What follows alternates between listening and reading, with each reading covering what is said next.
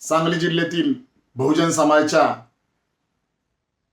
कंत्राटदाराने जल जीवन मिशनचं काम घेतलं होतं.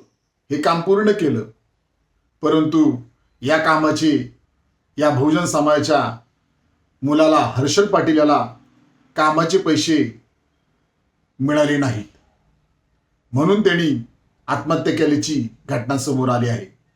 ही घटना अत्यंत गंभीर घटना आहे. महाराष्ट्र राज्यामध्ये आणि भारतामध्ये भारतीय जनता पार्टीचं सरकार आहे.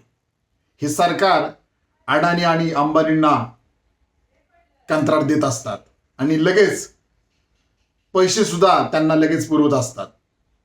परंतु एका बहुजन समाजाच्या मुलाने कंत्राट घेतलं, काम पूर्ण केलं, तरी सुद्धा त्याला त्याचे कामाचा मोबदला दिलेला दिसत नाही.